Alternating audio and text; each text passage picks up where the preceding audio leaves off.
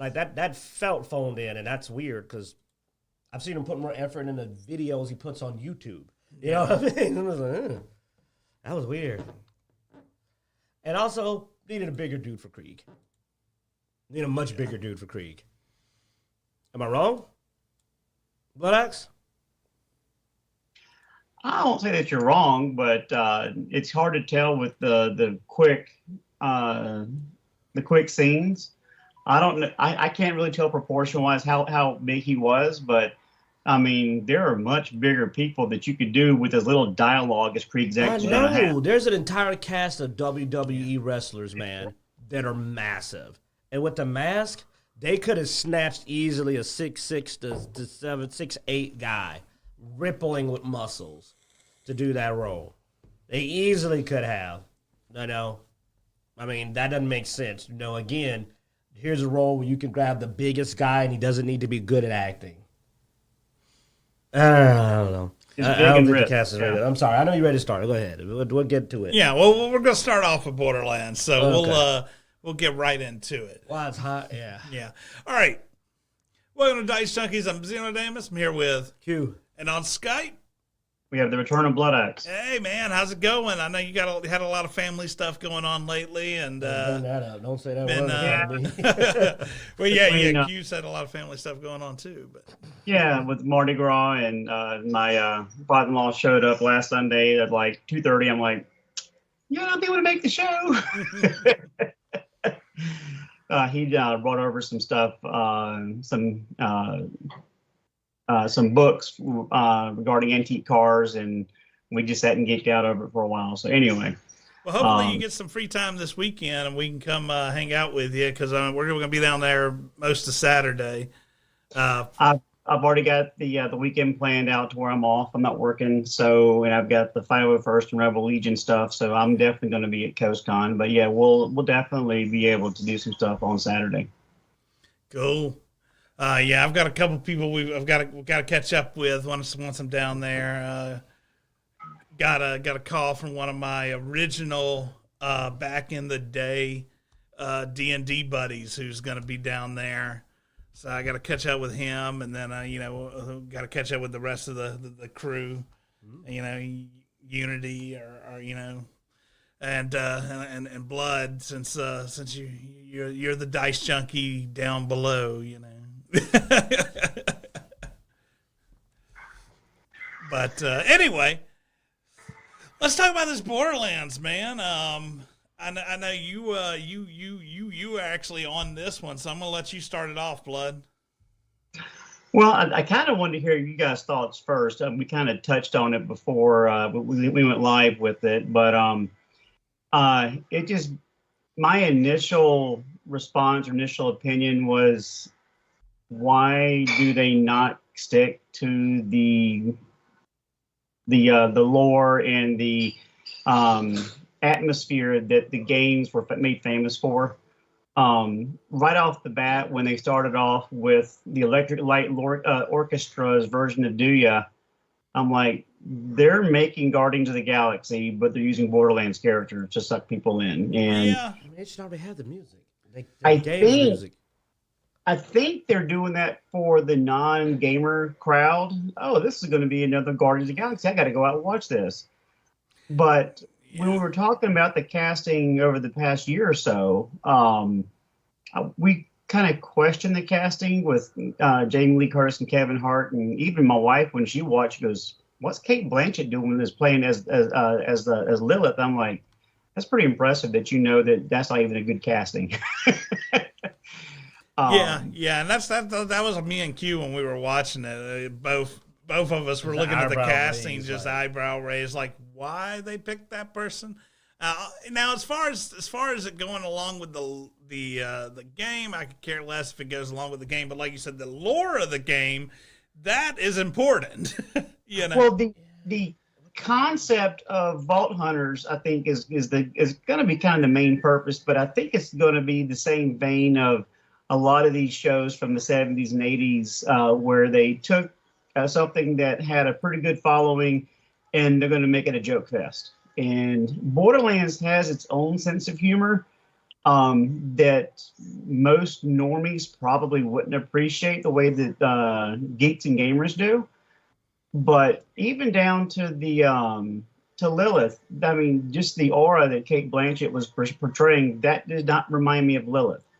And I don't even know if Ariana Greenblatt, who's playing Tiny Tina, is going to have the right level of craziness to play. I didn't Tiny feel Tina it correctly. Yeah, I did not feel it during the trailer. I was like, yeah, she's a bit bland for Tiny Tina, you know? But I did watch an interview with her, and she supposedly, and again, this may just be lip service in the interview, she supposedly researched the character, and they had to do a lot of retakes because she was doing some crazy stuff trying to be Tiny Tina. So, I mean, she, out of all the ones I've looked at, seems the most excited to try to be the character that she's portraying versus the other ones may just be a paycheck. But I have very low expectations. This is going to be what we expect from these characters, and I would much rather just had 4 new Vault Hunters that were, you had maybe have tie-ins with Lilith and Moxie and some of the other characters, but just give me 4 new people and tell their own story going Vault hunting, and that way we don't have the expectations. We can just go along for the ride. The fact that you're revolving around Roland, who is one of the most iconic original Vault Hunters, is concerning to me. But like I said, I'll probably will eventually watch it, but it's not something that I'm going to be super stoked about because I've been burnt so many times with films that I was excited to go see, and then you go watch it and it was a dumpster fire. I can't watch this in the theater unless my boys want to go see it. That's always another story. I'll take them. But here's the thing. First and foremost, I can go watch with Mrs. Bloodaxe, and she's not as ingrained in the lore, so we can go watch it like a date night type thing, and she'll enjoy it for the jokes and for what it is. But deep down, that's going to be something that I'm probably not going to be super excited to follow up on once we actually do the review in August. So does anybody know what happens if you text Borderlands to 1813 Pandora? You get an apology? I didn't do it. I don't know. They'll probably send you a shift code for a bunch of gold keys or something, which there's a thing on X right now for a bunch of shift keys. That's probably what they. But there's also, if you watch the trailer, there is a shift code in the trailer that it was like a 25th anniversary or something, another for a bunch of gold keys, diamond keys, whatever. But and I was expecting that. I was pleasantly surprised to see that little Easter egg in the trailer. But yeah, since you wanted to hear my opinion on it. All right. Now, first of all, I hope I didn't see who I thought playing Marcus. I really do, because oh my God, I really hope I didn't see who I thought playing Marcus. That would be horrible. But well, who did you think you? I don't. I think it's a dude from Saturday Night Live. But I looked at the cast. The way he was dressed, I think he might have been playing Marcus, but I'm not sure. He may have just been in a movie. But the only main cast thing is this that I recognized was the actress playing Moxie, because she was in Face Off. They showed it so short, I barely got a look at it. So Moxie is Jenna Gershon. Gershon, yeah. But you see, Marcus is Benjamin Brian Davis. Oh, thank goodness that it wasn't that little dude. Yeah, no, he's known for Red Dead Redemption voice that's work. fine. So, because I thought I saw the little dude from Saturday Night Live who was not funny to me, or not even Saturday Night Live. I think he's got a radio show and he's just not. Charles Babalu is playing. He's in Guardians of the Galaxy. But really, he did Mad TV. Yeah, Mad TV. That's the guy. Yeah, no, you're right. He wasn't on Saturday. He was on Mad TV. But here is the thing. First and foremost, it's a trash fire. Let me explain why. They have absolutely destroyed the story from the very moment you see the trailer. They have Krieg, an older Tiny Tina, Roland, Tannis and oh god, I'm drawing a blank. In the redhead, help me, Lilith, all together at the beginning. They can't even follow any of the games anymore. The games are done. You can't even fix that. You've just destroyed all the game storylines whatsoever. You cannot fix the flow of that. You've just thrown all those out with the bathwater. None of that will make sense at all. So they just said, we will never make this even slightly capable of following the games. They just threw that out. Like, that team up is not the correct team up. Their people ain't supposed to show up for a while. They just threw all that out. They just destroyed that. So immediately, as soon as I saw that, I said, there goes Borderlands 2, Borderlands 3, just boom. Just all that's out the water, gone. But Stranger, I feel terrible saying this, but the casting for Tannis and Lilith does not work. Jamie Lee Curtis is an amazing actress. She's far too old to play Tannis. So is Kate Blanchett. The lady playing Lilith, it's too old to play Lilith. Honestly, they both are too old to play these roles, especially if you were going to do this for a few more years. They don't work. Not only they look very bizarre in the roles, but on top of that, they are too old for the characters in the ages they're supposed to be within the series and to have any long. They clearly don't expect to make another movie. They're done. They plan to make one and done, toss it out. So, no. They're saying that, but they ruined their story. So apparently Randy Pitchford says that the Borderlands movie is the start of a cinematic universe. It can't be. They have thrown the entire story out already. Like, the entire original story, the cast that was involved in it, and the events around that. The person who brought Krieg into the Vault Hunter team was Maya. Mm-hmm. But Krieg's already there. So Maya is not even present. So, and one of the most beloved storylines of Borderlands 2 is the very sweet story and love story of Maya and Krieg. Similarly, the build-up of the story with Roland and Tina, they already know each other.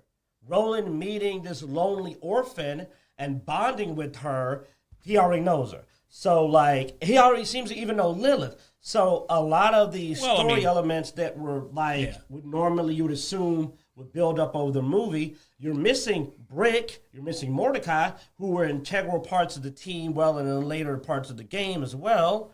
They're not there. Heck, Lilith doesn't even appear to be a siren unless they are very much trying to hide that. I don't even see any tattoos. I didn't even see the siren they went there looking for. Lilith's whole reason for being there was to actually find the other siren, which was the original story. Now, again, maybe the trailer is concealing a lot of that. But at the moment, it's like I don't see anything that just barely follows the story. So they got to tell a whole new story. They practically have to tell a whole new story. Pitchford does say the film's place in the video game universe, saying it lives side by side. It is different. So, it's a different... It says, of course, the characters are there and authentic to the themes and even some of the storylines, but they're independent storylines. Yeah. The first of the Borderlands cinematic universe. Yeah, look, even stated the film isn't Borderlands 1 or 2. So it's just something else. See some characters from some of the different parts of what you might know from the video games. So it's just something new they're making up. But here's the problem I have with it. That means this isn't even Borderlands. They might as well just done something original. Here's an idea they could have did. I got a crazy idea. My thing is, I'm not totally against that, dude. I'm not totally against you not remaking the game. Because, we've already played the game. We know what the game story is, so... You don't let me finish. I am against you doing what they did, though. Dude, there's other Vault Hunters. Well, yeah. Tell a new Borderlands story. That's what I said, yeah. Why are you rehashing and rewriting their story? I think it would be amazing. And also, here's what's amazing about doing that. Make a movie about some new hunters. Tell a new story. And then guess what? If it does really well, you can make a fucking game. No, I get you. I get what you're saying. But why are you instead making a weird kind of, sort of the thing you know story. Because what's going to happen is it's not going to please fans of Borderlands. It's not. Because it's not what they know. And new people that go to see it are going to go, huh, okay, if they do like it and go, man, this is based on this game. Then they're going to go to the game and go, that's totally different. So you're not going to please anybody. Why do you people keep making things that aren't designed to please anybody? I don't know about that. I mean, dude, I don't think it's necessarily you have to match the game. I do agree. I'd rather you do just a different story and a different group of people in the universe. Yes. But a lot of people want nostalgia, so they want to see familiar characters. They want to see. But they're not familiar. That's the point. They literally changed it. Well, they changed it, but it's somewhat familiar. I mean, Claptrap's there. You know, I mean, it's like, yeah, it doesn't sound like Claptrap, and it doesn't act like weird. Claptrap. Blackjack seems to be phoning in too. Jack Black, he's one of my favorite actors. He usually does such a good job. I'm really thrown off by how, he doesn't seem to be having his normal gusto I'm so used to having from him. But I mean, just sticking a video game on the big screen, that doesn't work either. We've tried to do that, It doesn't work. But that's what you're selling. You called it Borderlands. You've got to make some creative differences to make it entertaining on the screen. Now, whether or not they did that, I'm not going to say. I'm saying that you can't expect it to be the video game. No, nobody's asking that. I'm not asking it to be the video game. I'm asking them, though, to have it be the characters. Be faithful. I think that could be a lot closer.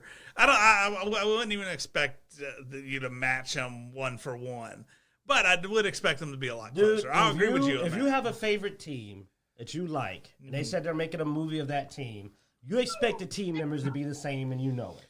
No, you don't expect a Fantastic Four movie to show up and it's friggin' Puck and Leaf Man and then Johnny Storm and Mushroom Girl. You're gonna be like, that's not the Fantastic Four, and you know you would. You would expect to not see Reed Richards, Johnny Storm, Ben Grimm, and Sue Richards. You know that. And this is what they did. They said, we're making a Fantastic Four, and then you looked up, and literally two mofos from the Fantastic Four showed up, and then a bunch of other people showed up that weren't supposed to be there. That's what happened. Not exactly, but sort of.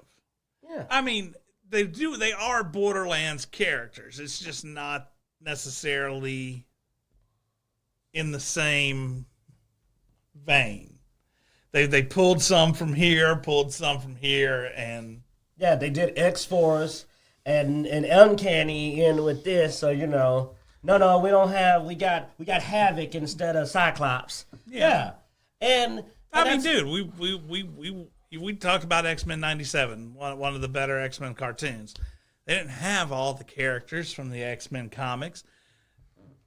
Hell, the ages didn't match the comics on some of them. I mean, there was differences. But we still enjoyed it. But they say they're making an X-Men movie. There are some. I mean, you can grab There are some faces that I agree with you there. See. And that's what I'm saying. And it isn't even that I have a problem with doing this movie. It's the continuity I'm concerned about, because I'm like, what the heck are you going to do in the next movie? You've already jumbled it up so bad. Who shows up in Borderlands 2? Am I wrong, Bloodaxe? Who shows up in Borderlands 2 now? You're going to look up and Flax hanging out with the Ice Sister, just some random person, and just somebody from Tales from the Tales of Borderlands. You know what? Throw in just somebody from Last Dead. He shows up with Grimms. Just don't mix it all up. This is from another Tales game. Let's not even try anymore. Rick Grimes and Flack hanging out in the next Borderlands movie. I think if the movie's good, then the movie's good. I don't really care if it matches the game. Okay, it didn't look like it was going to be good. No, it didn't look like it was going to be good. But I'm trying to focus on the parts that matter. To me, whether or not it matches the games, I don't give a damn. Whether or not the party dynamic is the same as the video games, I don't give a damn. I have to focus on that because it looks bad. So all I've got left is the games. We both know it looks bad. I said, can it at least be accurate? What I wanted to see, and I didn't see, what I wanted to see was an interesting universe that I'm familiar with. Now, the universe should match. Maybe I can't tell. With the unique personalities that you get in a Borderlands game, and I thought the personalities were a bit bland. You know, it didn't quite have that over the top. Yeah, it didn't have the over the top that I expected. It was a bad song choice too. Y'all are right. Like that wasn't the right song choice. It didn't have the right style. You know, Borderlands has always had a kind of Western style, you know, ain't no rest for the wicked, stuff like that. They picked the wrong music. Like you said, it has Heart is a Guardians of the Galaxy vibe. But I want to just say one thing, though. Scarlett Johansson would have made a good Lilith. Now tell me Scarlett Johansson wouldn't have been a good Lilith. She would have been an amazing Lilith. What do you think, Bloodaxe? I think that would have been a good choice, but yeah, she'd have been an amazing Lilith. I don't know that they could have afforded her. She had the voice. If they had hired the original voice actor for Claptrap instead of Jack Black, they could have. Yeah. I mean, it's literally a voice acting role. Why would you not use the voice actor? I'm perplexed by that. Hey, let's pay a lot more money to get the voice wrong. Yeah, I don't know. I mean, I know that the voice actor had some issues, and there may have been some fear of pushback because of that. But no, they could have used a replacement voice actor from 3 or Wonderlands. Like the main villain. It looks like the main villain's mouthpiece. I don't know if you can get to the Psycho scene, but the main villain in the front looks like its mouthpiece. So wait, isn't that Borderlands 3? Yeah. You just trying to piss me off. You getting me heartburn, man. Yeah, dog. They're all over the place. They just decided to pull from everything. Gonna look up. I don't know. Maybe the main villain is the freaking Dragon Lord from freaking Wonderlands. You know, you might be wrong. Maybe it's a Dragon Lord. Maybe we just all over the place. I don't know. Oh my God, you're right. I think that is mouthpiece from freaking 3. They just went to every dang game. They ain't even trying.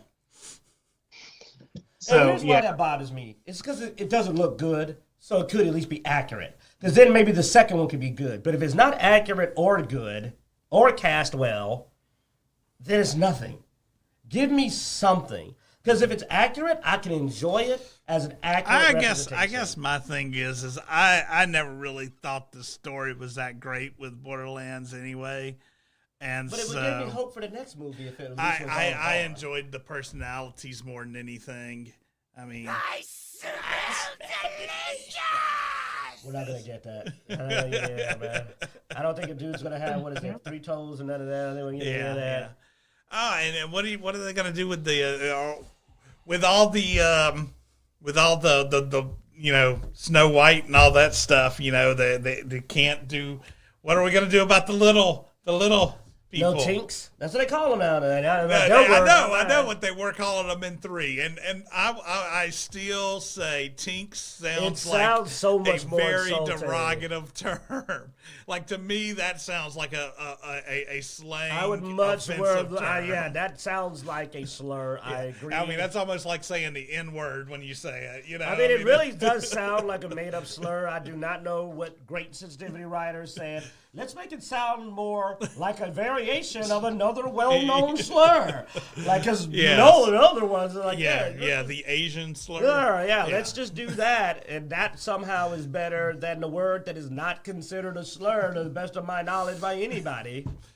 But I was like, so, really? So, answer me this. Why are Hyperion soldiers mixed in with psychos? Let's go to the next topic. I don't know, man. I don't know. Okay. I want to punch Randy Pitchford in the junk, idiot. Cinematic universe. You know what, man? It's a quadruple A movie.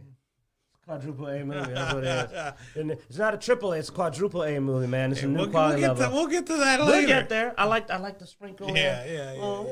Now they're like, ooh, what's that about? Sony plunged $10 billion after its PS5 sales cut. Basically, they came back and they cut back on the number of consoles they plan on selling. Now, a lot of the analysts say the 10 billion drop really wasn't just because they cut back on that, but also because their margins have been horrible. They've dropped down to single digit, I think, margins.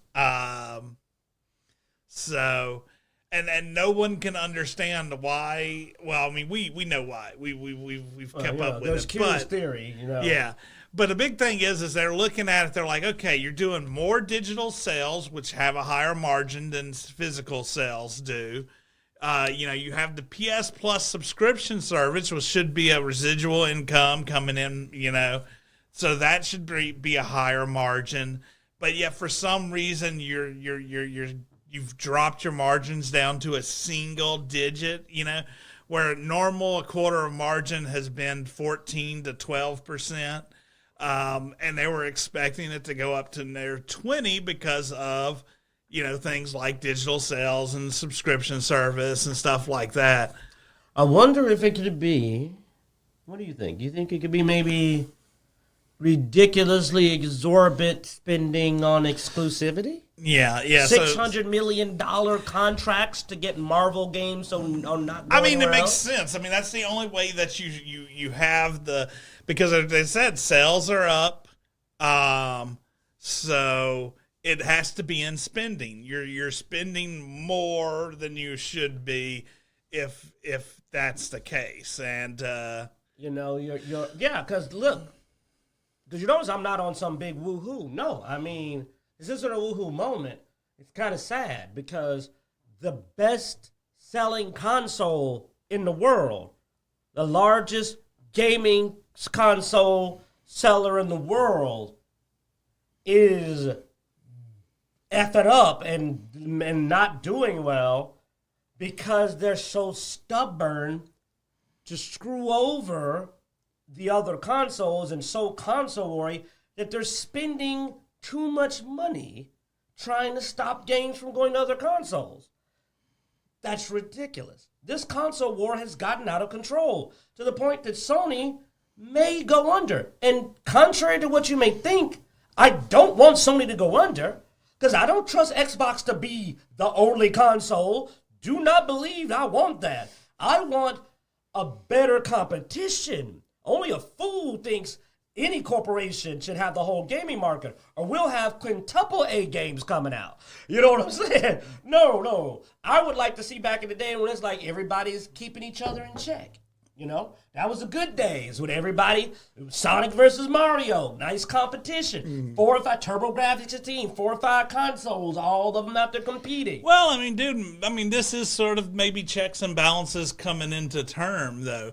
Because, I mean, they are only doing single digits, which means that there is an alternative option out there. So their overspending is actually causing them not to make the money they should be making. So maybe maybe we shouldn't spend an absorbent amount for exclusivity. Obviously, we spent all this money for it, and we came out with a lower margin. But I follow the ponies, and when PlayStation started talking about putting against other consoles, they started freaking out and wanting to throw away their PlayStations. I'm worried that PlayStation will go under if they try to stop it exclusive because these guys are crazy. Nah. You don't know how crazy their fanboys are.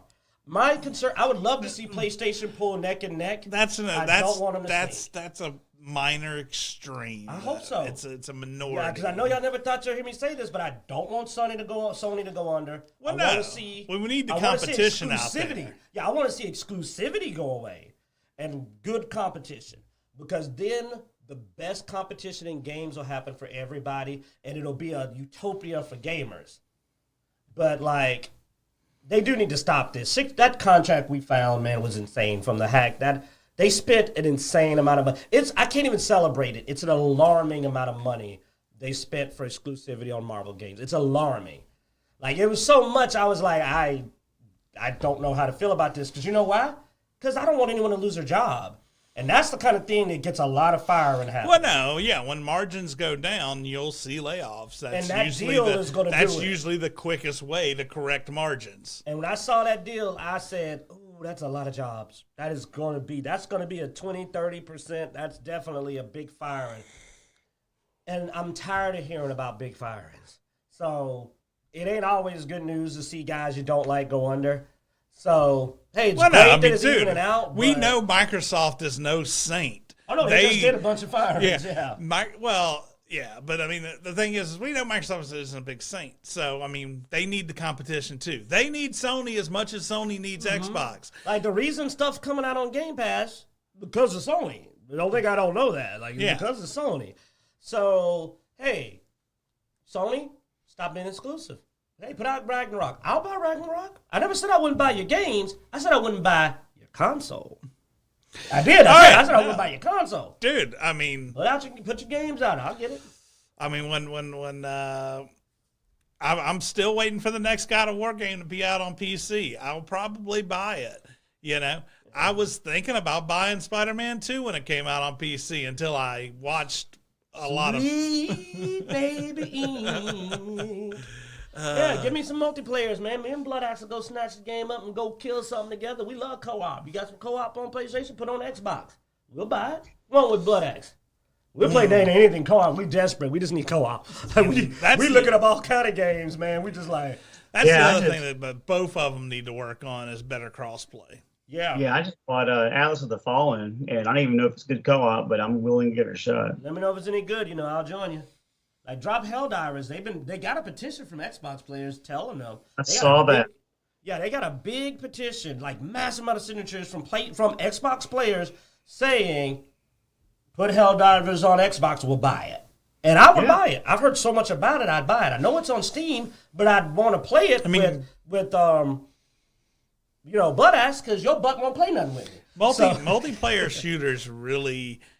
There's no reason not to put multiplayer shooters on multiple consoles, you know. If they made it cross-platform, we can make you play with us. That'd be great. I'd force you then. You can't turn down both of us. No, I couldn't. Can't. I couldn't. Both of us are on the game, you got to play. No, I couldn't. He can turn down me. He can't turn around both of us. As long as, if it's on PC and it is. Yeah. It's already on Steam. I know, but if it was on PC and it was cross-play with, and not Outriders cross-play. No, real cross-play. Real cross-play. That was a pay for it. You know what? I will say this. We do pick on you, but Bloodaxe, we do have to say, this man has spent a lot of money on bad cross-play. Because Borderlands... Outriders, and there was another one, something else that just did not work. I remember there was at least 3 that did not work crossplay at all. I don't remember what the other one was, but we had at least 3 games. I mean, that was what? That was rough. You got Wonderlands too. Yeah, Wonderlands, and man, Wonderlands crossplay did not work either. Picked up. We all got Diablo 4. The crossplay worked. The crossplay worked. The game was sucked. I will say I did notice I had a laggier connection with my crossplay turned on. Like when I wasn't playing with you guys, I went and turned crossplay off because my connection was jumpier. Well, you with didn't have to share all those loot boxes. You didn't have like a million slots with every.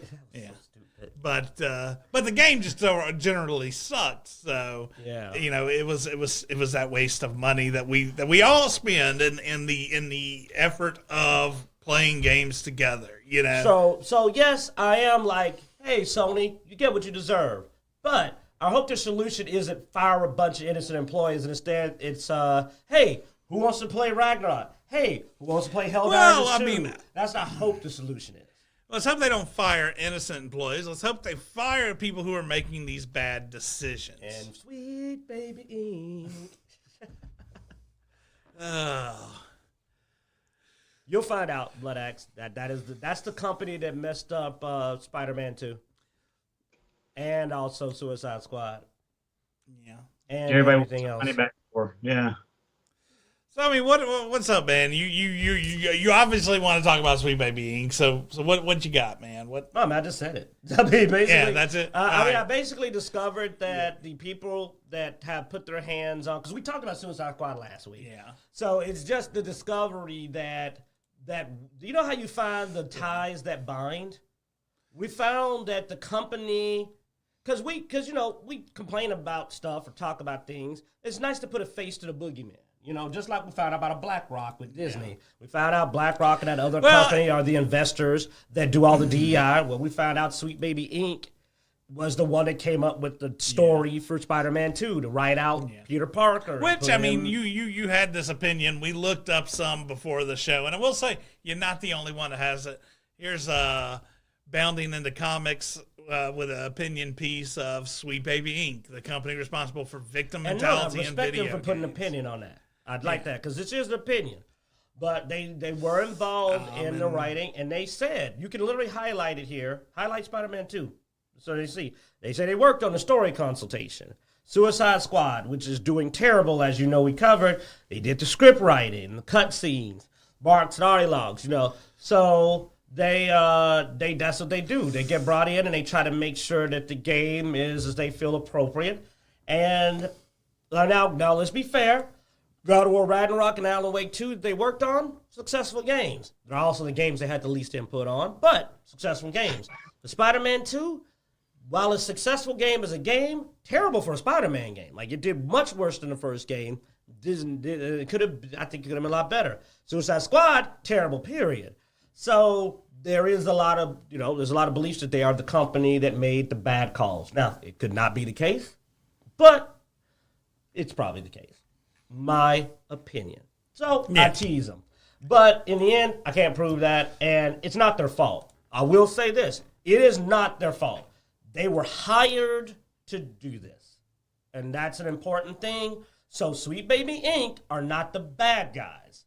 The bad guys are the people that hired Sweet Baby Inc. to mess with their game. You cannot blame somebody for doing the job you hired them to do. Right? You can't. Yeah. If you know me... You can. It just... Well, not if it's... if they did the job you paid them for, though. No, if you hire me to come in there and be an a-hole, and I come in and a-hole up your project, I did what I was paid to do. Yeah. I agree. I'm just saying you can. No, you can. You can do anything. But, so that's my thing. So that's why you notice, I'm not cursing them out and I'm not calling them names. I'm saying them, you bring them in, and they do what they do, you get what you get. You might luck up with an Alan Wake, you might luck up, but you might also get Suicide Squad. What do you think, Blood? Any input here? Because the next topic's anime, so I want to go ahead and get some input out of you. God. So y'all brought me in for Borderlands, and then you're gonna ignore me the rest of the show. Got it. Okay. Not the horror show, that's game stuff. Man. I mean, are we even going to bring up the whole Grounded 1.4 update at all? Probably not. Oh, 1.4? What's up? Oh no, they had a teaser trailer this week, and since it won't take but 2 seconds, the big reveal in the trailer was two things. There was a new minty greatsword, which we've never seen before, and the other looked like it was a wand. But when they went into the dev files, it is the Red Ant Queen wand. So we think with 1.4, we're getting the Red Ant Queen boss fight in the Red Ant Hill. Oh, sorry, the Fire Ant Queen. We've been looking for that one for a while, man. We've been expecting that Ant Queen, man. That's really took a long time. How long has Grounded been out? Couple years. Couple years, yeah. About 3 years. So after a couple of years, they're finally celebrating 20 million players, huh? Everybody in Power World. I was watching Paralyzer, and he thinks that the whole Goonies trope with the skeleton with the hat on it is possibly the fifth teenager that we'll get to either save or unlock during 1.4. Which I've been waiting for that for years. I mean, I've commented on that before in the show. That there was 5 slots in the cutout in the briefcase, but only 4 teams were playable. Me, because we did beat the game. The game is complete, so I'll admit that my drawback to the game is a bit reduced because I felt like it had a good ending. Sometimes the flaw of a good ending is that you really do feel like you've done what you need to do. But I will say, especially after that, I really think that infected spider boss just was a mistake, the first version of it. It really was not fun. I'll admit it. I did not have fun with that. But if you bring, your boy loves magic. They got me a new wand. I'm going to go get the wand. So dang it. I got to go in and see what the wand does because I do like their wands. So I'll jump in there with you.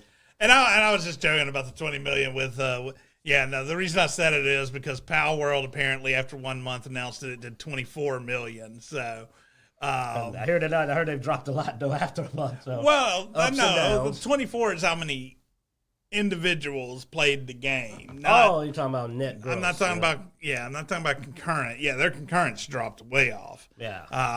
But yeah, so interesting. But all right. Next But up. now Grand is coming to Switch, so now you get to play it in even worse graphics than what we're playing on Xbox. Let's not talk about them Switch ports, man. I'm shocked people still do them because, I mean, just play Nintendo games on Switch, man. It looks terrible when something not made for a Switch comes on Switch. It really does. Yeah. You know what you bought. So Crunchyroll announces a 2-part documentary of Solo Leveling. They are milking this show for everything they got. Yeah, it's not really even an anime topic, but it's just us talking about how Crunchyroll is trying to get every penny. Yeah. They've got a really popular show, and they are, I mean, well, actually, with all that consolidation and stuff, I mean, yeah, they're desperate to get every. Yeah. Because why do you need a documentary? It's only got 7 episodes. I know. Like, imagine a documentary, a 2-part documentary. The documentary is almost half as long as the number of episodes. Well, it says the documentary aims to trace the journey of Solo Leveling from a popular webtoon to anime phenomenon. I don't know if it's an anime phenomenon yet. It's only 7 episodes, Yeah. 1. And 2, how much can you trace without spoiling? I don't know, man. It's an anime. The reason the anime is popular was because of the webtoon. The webtoon was so good. So the webtoon is popular. Yeah. I mean, as far as the anime goes, we ain't got a lot yet. Now, I'm hoping that because they're doing all this, the documentary and all this. How are they going to squeeze 2 parts out of that? I don't know. That hopefully this means we're going to get more than just 1 season and done, like so many other animes. I mean, the journey, like the Star Wars legacy, okay, 2-parter. Star Trek, 2-parter. Solo Leveling, I don't feel it's a 2-part documentary. I think it's a 1-part documentary. I love Solo Leveling. It doesn't need a 2-part documentary. Because like I said, you can't do any spoilers, so you got to be pretty straightforward of, it was a webtoon, became a documentary. That's really... there you go. That's actually it. It's really good webtoon. It's really good anime. Man, I wrapped that up fast. All right, part 2, you add on to that. It says first episode will be titled A Hunter Rises, which takes viewers to Korea to meet with DNC Media, the publisher of the web novel and webtoon, and Redice, the world's largest webtoon studio. Focuses on the early stages of Solo Leveling. The second episode will be titled Second Awakening and shifts the setting to Japan, where viewers are introduced to the producers at Aniplex, and as well as the into director. adaptation and interviews Crunchy. So the first episode will be about the webtoon. The second episode will be about the making of the anime. That sounds incredibly boring, and that's literally my favorite webtoon and anime. All right. Sounds so boring. This topic is boring. Let's move on. All right. What? It's a dumb idea, okay? I'm not a butthole, but you don't need a documentary, a 2-part documentary. That should be a paragraph that you read on a webpage. Well, I mean, and speaking of anime and trying to milk every... Wait. I'll take it back. You could do There it. goes my segue. Thank you. No, this is good. You destroy it every time. Every know, time, dude. I I know. can't segue nothing. I know. You know what they could do? It'll be great if they do one thing. What's that? Animate it. Make it an anime. Draw the whole thing. All right. And voice act it. That wasn't worth breaking my Sub segue. it. Don't dub it. Sub it. Yeah, not worth it. Not worth it at all. I'd watch it. I'd watch it. They Well, what's animated it. also not worth it is those prices at Crunchyroll. Ba-da-bum. So the 2 of the world's biggest manga piracy sites were taken offline, along with about 200 sites suddenly went offline this week, with nearly all of them engaging in piracy behavior. 2 of them in particular were among the world's biggest piracy sites for manga. Manganello and Manga Kakalot. Big up. So at this point, there hadn't been a lot of news on why. Apparently, they just went dark. No, it's like a secret op. Nobody even knows who took them down, I think. Did they even say who took them down? It just says they went offline. It says they really don't. Yeah, they don't know. They don't know when they're going to be back up. If they'll be back up, obviously they are illegal sites. So I mean, they were all registered it's not like with the finished domain, so they must have went through that. Yeah, so they all ended in .tv, so that's how they probably got them all at once. They must have went through that. Yeah, they may have knocked out the domain they may have knocked out the domain and hit them all at one time. Man, big anti-piracy move. Now, here's the that's the same site that I used to watch a bunch of my sports streams through was sportslive.tv. Yeah, it may have been hit too. It may not just be manga. You know, you may check that. But here's the thing that's interesting about this.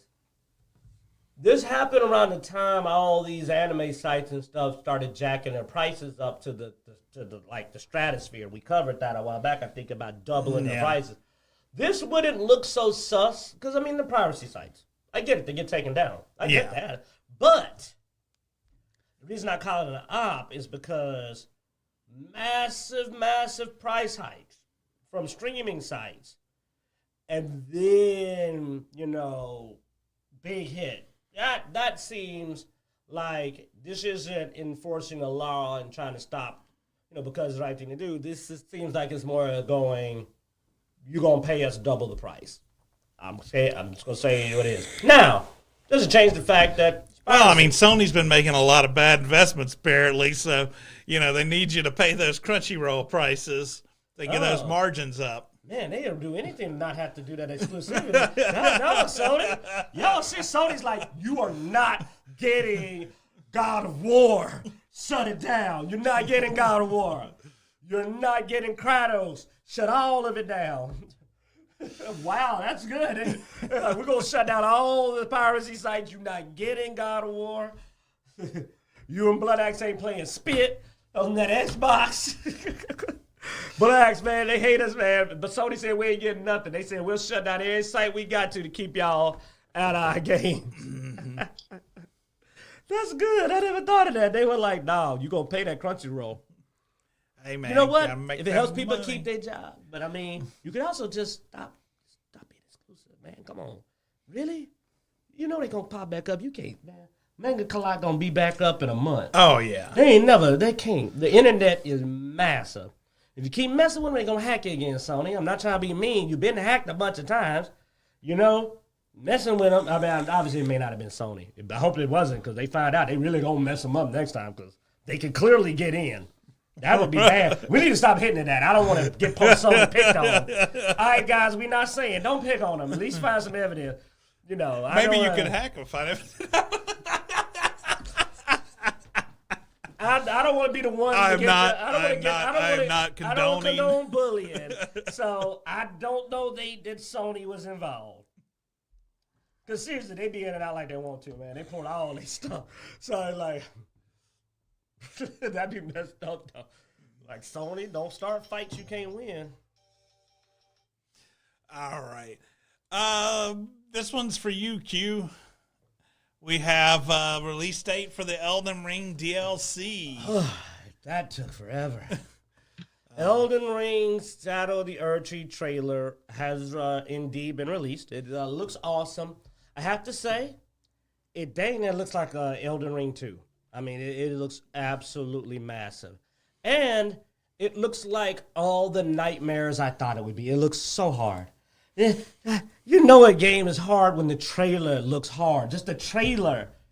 Like literally, I watch videos of my fellow Elden Ring players saying, oh, that guy's going to kill me a bunch. Like everybody's like, yeah, that guy, I'm going to hate that guy. It looks like it's going to be a beautiful nightmare of suffering. Because, yeah, this looks beautiful. And then you just see murder. Just murder. Like one guy said, that guy's going to get up and kill you. That person's going to get off the throne and kill you. You just know it's going to be pain. And I already know what I'm supposed to do about that. No, look, in the corner. That's you. That's how small you are. Yeah. That thing is massive. What am I supposed to do about that? So I'm excited, and oh god, that's a no. They show that thing moving. That's I'm gonna die so much. How do you even dodge that attack? So I'm happy. It looks great, but that dude looks like Alucard from Hellsing. You know he gonna kill you. Later on, they show him killing you too. They show him. They decide like he could show the spear and does this. I'm like, that'll kill you. She's gonna kill you too. You know, that the murder hippo will eat you. Yes. You know, so the man, there he's coming to kill him. And there he's killing him. He got him, see. So, you know, lots of death and suffering awaits me. On the spear. That's him on fire on the tip of his spear. This is going to be me. I'm not going to survive that. Now, that's him fighting back. I'm not going to get to do that. I'm going to be dead. I don't know how the heck he pulled that out. They just giving you hope. So, it's going to be a lot of fun. It's amazing. It's going to come out in August. I'm going to get some heart medication so I don't have a heart attack. That is not August. The 6th is June. I'm sorry, June. It's going to be June. Sorry, I'm already brain shutting down from the horror that awaits me. My little mage ain't going to take none of that, man. I'm wearing robes. I'm a mage. I look like I can't handle none of that. June 21st. Now, they did say, I think, that this may be the only DLC they plan on doing. It looks amazingly massive. It's there's Mikola in it like everybody expected. It pretty much we predicted exactly, even where it was going to start. Everybody said you're going to have to fight Rogue and go in through. You saw the arm hanging. Everybody knew that's where it was starting. Yes. Crap, I haven't beaten Rogue yet. So good, I can go do that because I actually didn't fight him because I didn't know if there might be something to change. But yes, the DLC is coming. Go fight Moog if you haven't. For my people that know what I'm talking about, but looks great. Looks absolutely great. That's the only game that I've paid full price for in years that I say was worth every penny. You know, we were talking about that earlier. It seems like the more you pay for the game, the worse it is.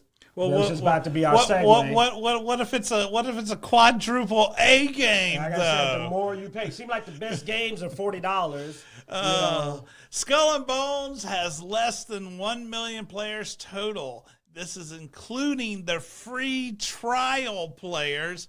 Currently, Skull and Bones has around 850,000 players, including the free trial. Once again, they won't know what the actual number paid for it is, but it's a $70 game that even the devs are employees. We don't know if it's a dev or not. Supposedly said, I think we all know this is a $30, $40 game at best. And you know what we got to say? No, it's not. It's not a $30, $40 game. Those games are good. Yeah. Best games I played have been $40 lately. I mean, it is true. Like, some of the best games I put money into have been $40. Like, or close to it. It's like... No, dude. I mean, recently played Power World. Really enjoyed it. $30 game. Played Enshrouded. Really enjoyed it. $30 game. Last Epoch. Been playing Last Epoch. Game. $35 whatever dollar game. Remnant 2 last year. I will say it was a little more expensive than Power World and Enshrouded, and I didn't quite enjoy it as much. There you go. I mean, he's not wrong. He's not wrong. Last year, Remnant 2, one of my favorite games, $39, $49, not $70. So, like I said, last full price game I enjoyed that I felt I got all my money worth out of was Elden Ring. I have not paid full price for a game since then and gotten my money's worth. Yet, I have not been dissatisfied with the $40 game I bought since then. So, yeah. You're right. It's not a $34 game. Those tend to be freaking in beta and are more fun than most of the games we played. So, yeah. But it's unfortunate that the CEO called it a quadruple A game, and then it ended up being, so poor and getting such a bad review because, I mean, calling the game quadruple A is literally saying it's, like, better than every other game. I mean, that's a big claim. You're saying this is the highest quality game, period. And obviously, no one agrees. Or, if it is, it's not fun. Because those games we mentioned, we're not saying those games are higher quality. No, man. Power World was glitchy as hell. Oh, yeah. But it's a lot of fun. I mean, Enshrouded. Heck, I was playing with our boy Jarek the other night, and on his screen, he had, like, everything he had equipped was showing at one time. whether or not he had it engaged or not. And then like he changed the gear, and his old gear and new gear were all visible at once. And it was funny, but it didn't stop us from playing. It didn't take away from the fun. Heck, I'm barely able to get in the last epoch. The last few days, service issues has been having. Yeah, I mean, last epoch has had a lot of server issues, but I have had fun. Like I said, now last epoch is a lot less polished, I think, than it should be. At this point, being that I think it supposedly hit the final release the other day, and I don't think it's quite there. I think they should have baked it a little longer, but it's been fun, and it's been fun not because it's got anything super special about it. It's the fact that they did abilities that people enjoy playing, you know, and they said, hey, there's probably some balance issues. But we're not going to go and nerf everything the next day because, there's some balance issues. We're going to go, well, are you having fun? Cool. They went with rule of cool. Yeah. Like, here I was going, man, the undead are pretty powerful. Those wraiths are pretty strong. When are they going to nerf them? And then I found out the other day they put out a super wraith lord. And it's bigger and meaner. And I was just like, I never thought there'd be a day that I would go, wow, what if we're going to nerf that? And they're like, no. Here's a meaner version of it. And I'm just like, I need that helmet. And I was just like, when was the last time that's happened in a game where you go, okay, I love that you just said, you like Wraith? Here's a meaner Wraith. Wraith Lord. And I was like, these guys act like they want me to enjoy their game or something. Normally, if that was like friggin' Diablo 4, they would have just turned off the Wraith button. I'd be like, yeah, doesn't even work anymore. What's going on? You know what I mean? Heck, they did that at DBD, man. It was a killer that people they found a trick they were having fun with. They just freaking took it out the whole game for like a week, and everybody was just like, where's the killer? Where's it was one people bought. So, like, modern games almost go to the extreme of trying to control and pull things out. So, like I said, that's why it's fun. It's not AAA, maybe even AA, but they try to be fun. Yeah. And that's in Shroud. It's not the most complex It's an indie game. film. I mean, dude, I will say, Last Epoch, it's their first game, I think. It's their only game. So, I mean, okay, I can forgive you some. And I guess that's the other thing. When I only pay $35 for a game versus the $70, I'm also more forgiving. But I will say, generally, I am having more fun, too, which is weird. It shouldn't be that way. It's like these game companies are getting too tied up in all their political stuff and all the, you know, how can we make an extra buck off the player and not about making the game fun. And that's what's confusing, because you're charging, like Bloodaxe, weigh in on this. They're charging more for the game. Why are they always so worried about monetizing it? These other people are charging less for the game, and somehow they're not worrying about getting extra money out of it. What am I missing? Dude, I don't know anymore because, well, I do know, but I can't say. All right. Well, I'm talking about monetization now. I'm talking about how, like, they get crazy. You charge the highest price for your game, and you still try to monetize the heck out of it. Well, no, I think one of the things is I mean, Power World didn't have to hire a person for gender equality. They didn't have to hire a person for, you know, there's all these, sensitivity training or, you know, and I think that's a lot of the traps that a lot of these bigger companies are getting into is because they probably have bigger teams than they necessarily need, and they're trying to not necessarily get the best quality of people, dude. I'll be honest. I don't think people they're trying to get the most diversified group, and then when they get the most diversified group, it causes internal issues, you know, because people are just different, and so then they have to hire people to try to glue that together and fill in those gaps and try to make it where everybody can get along, and you know, and then they're like, so there's a lot more expenses, but it's not going into the game. Is that basically what you're thinking, Blood? It's similar to that, and you're not wrong that if you're trying to check boxes and it's not necessarily the best person for the job, and it takes 3 or 4 people to do the job of one person, then yeah, you're going to have to get more money. But also, if you're so proud of your game and you think everyone's going to love it and they don't, and you still try to monetize it, I mean, how many times have we bought crap on Gears or other games that we didn't even pay a whole lot for, but we enjoyed the games. We want to buy some cosmetics. So I think that they're trying to continue to cash out on something that's not very popular, but with the but I guess because of the toxic fandom, they're going to start blaming us for not liking their garbage games. Well, yeah, and I mean, we've already seen that too. I mean, we saw several game companies, go, well, it's because of this company over here. They released this, and now everybody expects that, and it's just like, no. They did that with Elden Ring. Everybody freaked out because Elden Ring's game was just a massive game of stuff to do that didn't have a lot of nonsense. And they're like, oh, and then Baldur's Gate came out. And you know what? You're right, because think about it. The other thing about these games we like that they are proving is that you don't need 50 people. And then, like you said, you have a large team of people that honestly are more than you need. And worse, you put your game out, it still don't work. Yeah. 2, you bring in this other people, like you said, to and you're bringing in these third parties, like, Sweet Baby. Yeah. That's what I'm saying. And what they do is they have to. Again, I'm not going to bully somebody when you call them in. Well, yeah. They have to generate work to get paid. So they're going to find something or else they don't get hired.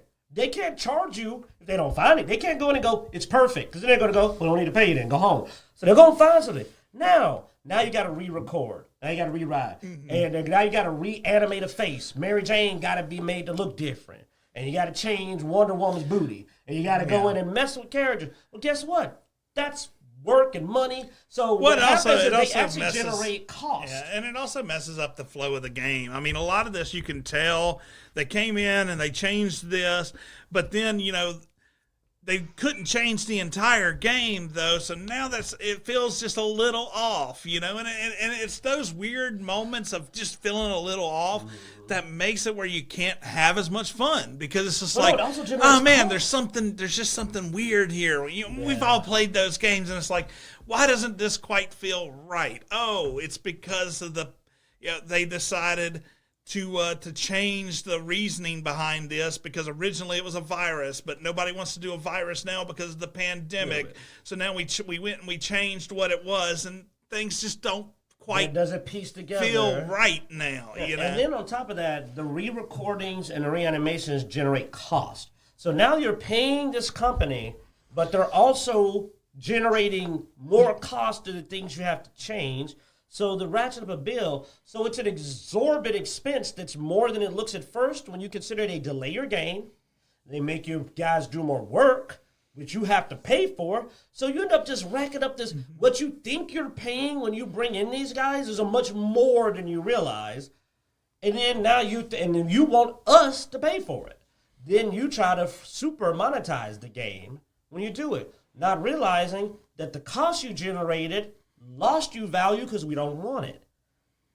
So the more A's on the game, the less money it's going to make. And I mean, all this is just speculation, but I mean, it does feel that way. Like, that's the only reason I can think of that a small 5-man development team, 10-man development team can do stuff that a 1,000-person conglomerate can't.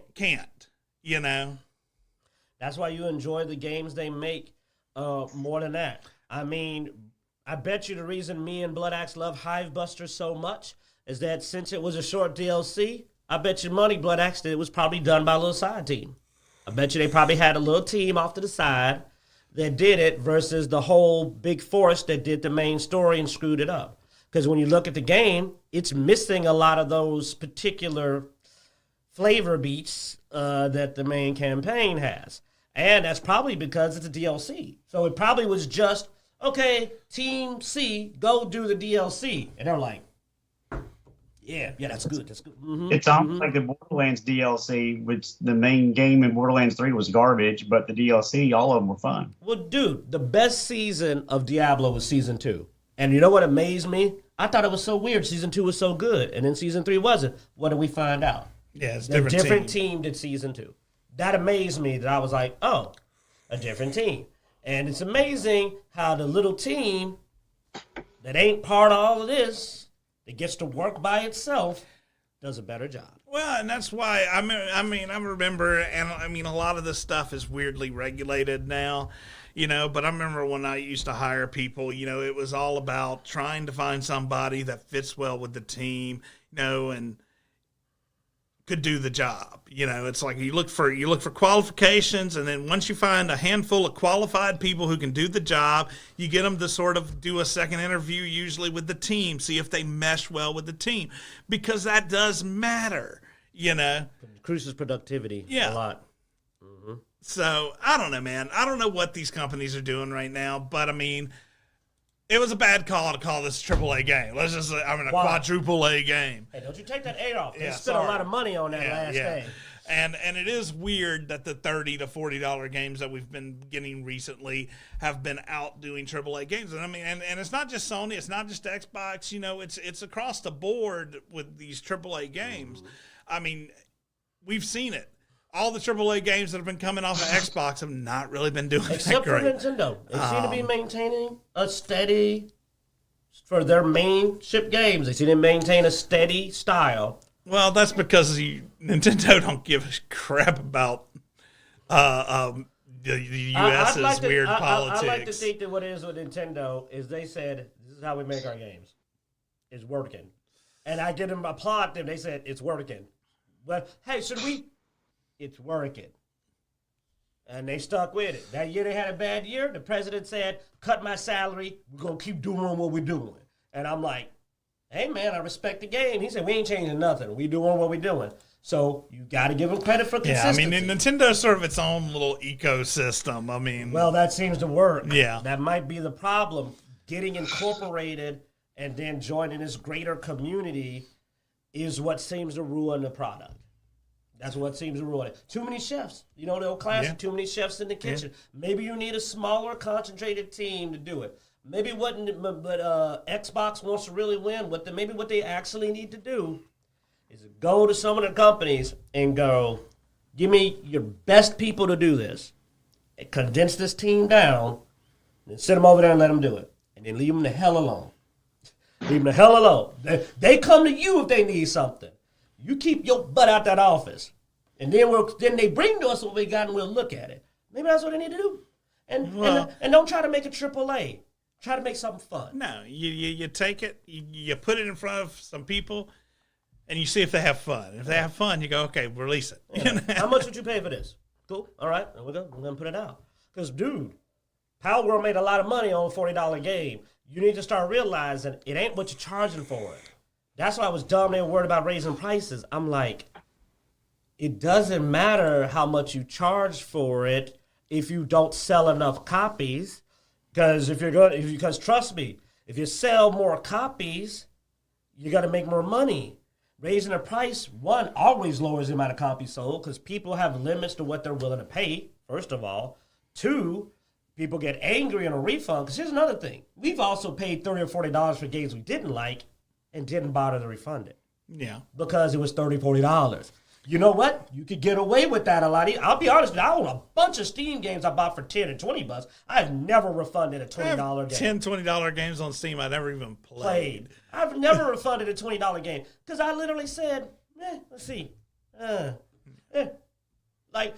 hey, it's brilliant because you don't refund a $20 game. And honestly, you don't love Last Epoch, but you don't think you need to refund it. You don't feel like, I bought it for you as a gift, but you didn't try to give me my money back because you're like, well, it's not that bad that Q wasted his money. Well, and once I say, it's also one of those things of, it's also an unfinished product to me. So I have hope that it is. And you're willing to wait on it because it's not that expensive.